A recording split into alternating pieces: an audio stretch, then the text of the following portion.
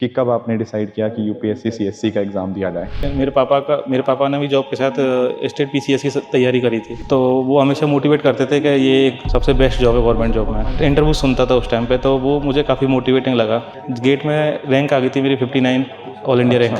Okay. तो मुझे sure हो गया था मेरा शायद पीएससी में सिलेक्शन हो जाएगा। सर्टेन। इस एग्ज़ाम में मतलब कुछ चीज़ें बहुत श्योर हैं कि थोड़ी सी डिफ़िकल्ट है एग्ज़ाम, इतना आसान नहीं है, तो इसमें टाइम लगेगा फॉर श्योर। हमारा जो इंटरव्यू गाइडेंस प्रोग्राम था आईजीपी, तो उसमें वो सर जैसे बहुत वैल्यू एडिशन वाले चीज़ डालते रहते थे, चाहे वो कमेटी होगी, जजमेंट्स हो गए।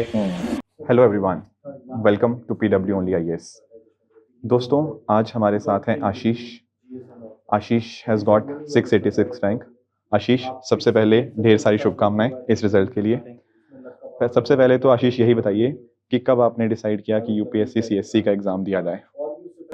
सर एक कॉलेज में मैं आईआईटी रुड़की से पास आउट हूँ 2019 में। तो जब मेरा सिलेक्शन हुआ था आईआईटी में, तो मेरी ब्रांच केमिकल इंजीनियरिंग थी एंड मैं एक ग्रामीण परिवेश से आता हूँ। तो उस टाइम पे सिर्फ 4 ब्रांचों को ज़्यादा तवज्जो दी जाती है and they take chemical engineering as a little lower, to be very honest.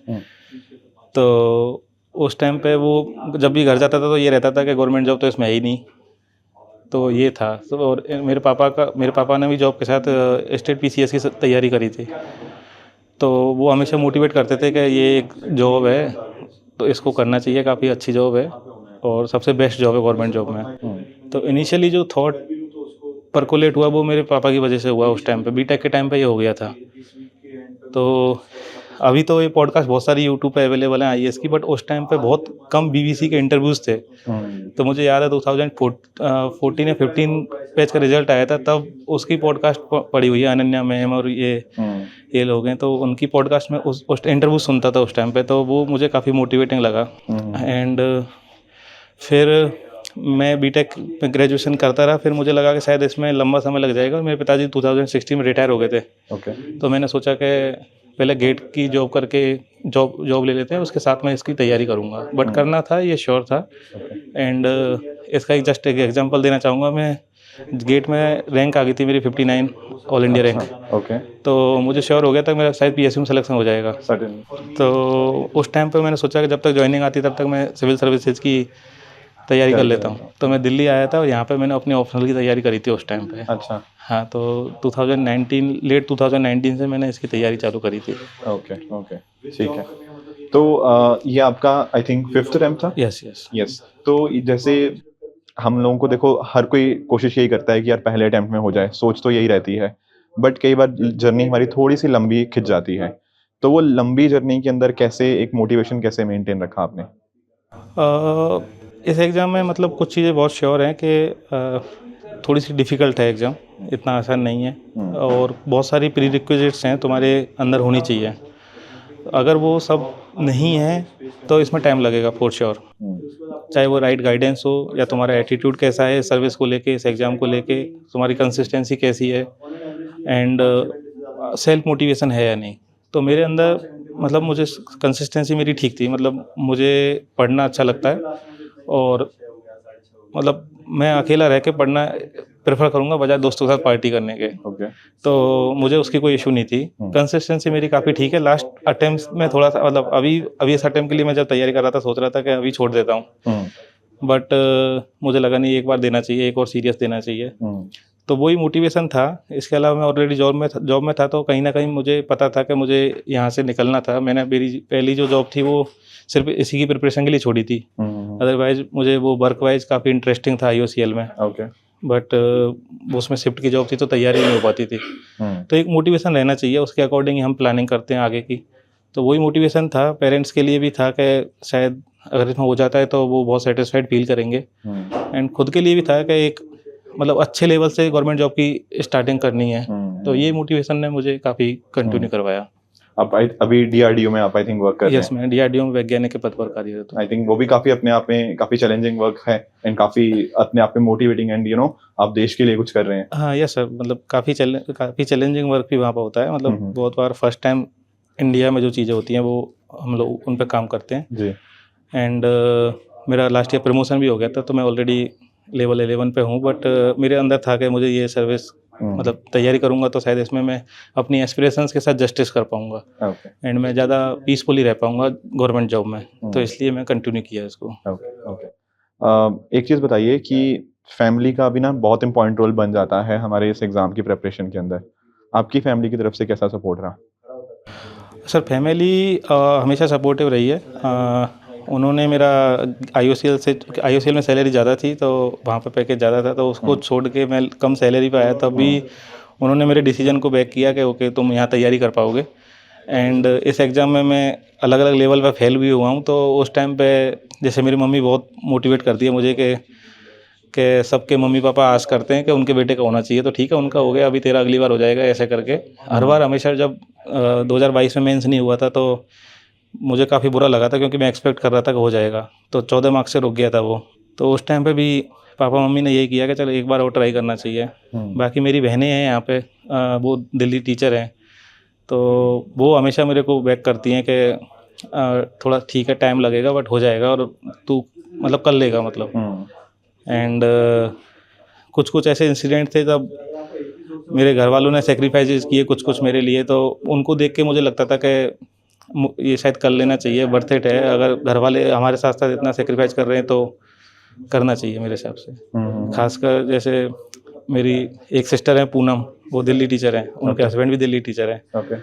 तो मैं यहाँ रोहिणी आया था बीच में, और एक बार मेंस के लिए तैयारी के लिए, तो वो मेरे को लाइब्रेरी सुबह ड्रॉप करते थे, फिर ब्रेकफास्ट पहुँचाते थे, फिर लंच पहुँचाते थे, फिर शाम को डिनर पहुँचाते थे, फिर शाम को कार से मेरे को लेने आते थे। तो इतना आई थिंक कोई बहुत कम लोग करते हैं। उनको लगता था कहीं ना कहीं कि शायद ये कर लेगा, तो ये अच्छा सपोर्ट था मतलब। मैं समझ रहा हूँ। मैं आपने ना मुझे एक पर्सनल इंसिडेंट आपने याद दिला दिया। जब मेरा भी ऐसे ही चल रहा था, जब मैं अटेम्प्ट दे रहा था, तो मेंस का टाइम होता है। Yes sir. जब सुबह जीएस हम बन देते हैं, फिर शाम को जीएस2 होता है। तो होता क्या था ना उस टाइम के ऊपर, my brother he is a senior neurosurgeon, तो बहुत ही हेक्टिक उनकी जॉब रहती है। तो but he used to ensure कि मैं 8:30 बजे मुझे छोड़ने आते थे एग्ज़ाम सेंटर पे। 12 बजे मतलब घर पास में ही था, बट वो 12 बजे कैसे भी करके 12 बजे मुझे लेने आते थे, लंच करते थे मेरे साथ, फिर 2 बजे वापस छोड़ते थे, फिर 5 बजे या 5:30 बजे वापस लेने मेरे को। नहीं, वो मेरे तो जीजा जी हैं, मुनेश मीना है, वो हाँ। दिल्ली गवर्नमेंट में टीचर हैं, तो हाँ। मैं उनका काफ़ी थैंक करता हूँ कि उन्होंने इतना सपोर्ट किया मुझे। जी जी जनरली इतने लोग नहीं करते, मतलब हाँ। इनिशियली तुम फेल हो जाते हो तो लोग छोड़ देते हैं with time support, but certainly low phase में जो सपोर्ट करता है आई थिंक वो सबसे इम्पोर्टेंट है। बहुत बढ़िया बात करी। आई थिंक आपने बताया कि आपके फादर की भी थोड़ी बीच में तबीयत खराब हुई थी। हाँ, मतलब ये काफ़ी एक पेनफुल इंसिडेंट था। एक्चुअली मेरे घर वाले मुझे बताते नहीं हैं घर पे कुछ होता है तो। हाँ। ऐसे छोटे इंसिडेंट तो बहुत हुए थे, जब मुझे 15-20 दिन बाद, 1 महीने बाद बताया, बट एक मेजर इंसिडेंट ये हुआ था कि 20 सितंबर से मेंस स्टार्ट था हमारा, तो मैंने 19 की रात को कॉल किया था पापा को, तो मैंने बोला कल एग्ज़ाम है ऐसे, तो उन्होंने बोला कि ठीक है अच्छे से देना, घबराना मत और फोकस रखना। बट मुझे पता नहीं था उस टाइम पे उनके चेस्ट में पेन हो रहा था, उस टाइम पे मुझे बताया नहीं था। बाद में अराउंड 8 PM के आसपास उनको मतलब सीवर मेजर हार्ट अटैक आ गया था। उनको इमीडिएटली वहाँ, हमारे राजस्थान में रहते हैं, तो वहाँ से जो CSC है वहाँ लेके गए थे। मुझे इसका कुछ खबर नहीं थी। तो फिर जो ताऊ के लड़के हैं उन्होंने बोला कि हम बुला लेते हैं दिल्ली से आपकी फैमिली वालों को। तो पापा ने बोला कि अगर मैं ख़त्म भी हो जाता हूँ तो उसको एग्ज़ाम के बिल्कुल एंड में बताना, ऑप्शनल का पेपर हो जाए उसके बाद में, ताकि उसकी डिस्टर्ब ना हो एग्ज़ाम। तो जब मुझे ऑप्शनल के देने के बाद मैं गया, तो जब ये बात सुनी तो मैं काफ़ी इमोशनल हो गया कि मतलब घर वाले इतने मतलब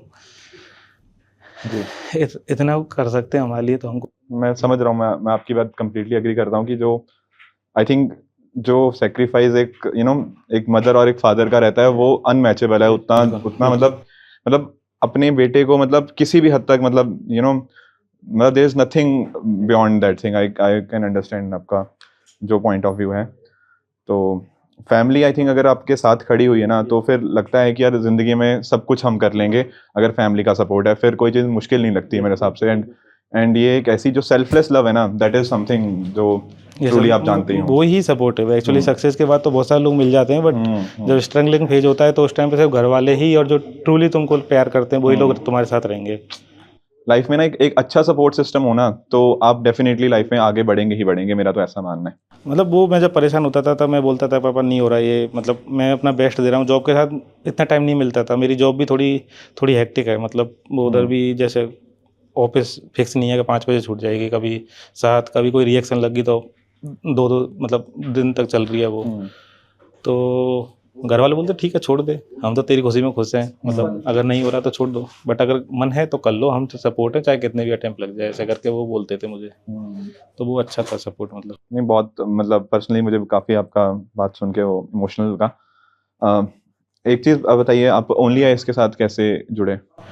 ओनली आईएएस के साथ सर पहले इसकी बुकलेट्स आती थी, इनिशियली तो मैं इसके साथ टच में आया था जब मैं प्रीलिम्स के लिए करता था, क्योंकि मैंने कोई कोचिंग नहीं ली थी, तो मैं ऐसे मटेरियल्स जुगाड़ता था जो फ्रीली अवेलेबल हैं या ऐसे। बट बाद में जब मैं इस अटेम्प्ट में खासकर मुझे जब सृजन के बारे में पता चला, वो काफ़ी हेल्पफुल रहा मुझे। एंड जो प्रहार बुकलेट्स हैं वो मतलब इतनी डिटेल्ड में हैं कि मतलब जैसे मेरा 2022 में मेंस नहीं हुआ था 14 मार्क्स से, तो उस टाइम पे मुझे लगता था कि मैंने वैल्यू एडिशन नहीं किया, तो इस बार मैंने वो काफ़ी रिलीजियसली फॉलो किया। और हमारा जो इंटरव्यू गाइडेंस प्रोग्राम था आईजीपी, तो उसमें वो सर जैसे बहुत वैल्यू एडिशन वाले चीज़ डालते रहते थे, चाहे वो कमेटी होगी, जजमेंट्स हो गए, और बहुत स्ट्रक्चर्ड वे में, मतलब तुमको कुछ करने की ज़रूरत नहीं है, बस पढ़ लो। अगर एक्स्ट्रा इतना ज़्यादा है कि तुमको डिलीट करना पड़ेगा कि ये मत पढ़ो, ज़्यादा दे दिया सर लोगों ने, तुम बस काम का पढ़ लो। तो मैं उसमें से सिर्फ अपने 1 पेज के नोट्स बना लेता था, 1 पेज में सिर्फ जजमेंट्स, 1 पेज में सिर्फ कमेटी।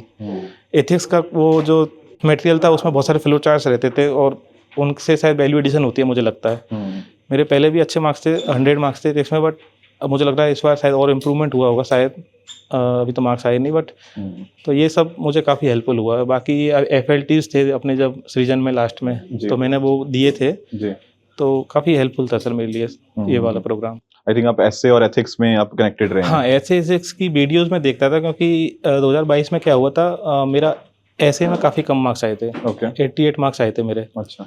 तो मतलब उस टाइम पे मुझे टेंशन थी बहुत ज़्यादा, क्यों इतने कम मैं एक्सपेक्ट नहीं कर रहा था, एटलीस्ट 100 तो मैं एक्सपेक्ट कर रहा था। तो उसके लिए मैंने उसको इनरोल किया था, तो वो यूज़ किया था मैंने। ठीक है, ठीक है। तो आशीष, आपका आज आप यहाँ पे आए हैं उसके लिए very very thankful, and I am sure कि आपकी जो स्टोरी है वो बाकी बहुत सारे एस्पिरेंट्स को इंस्पायर करेगी कि थैंक यू सर।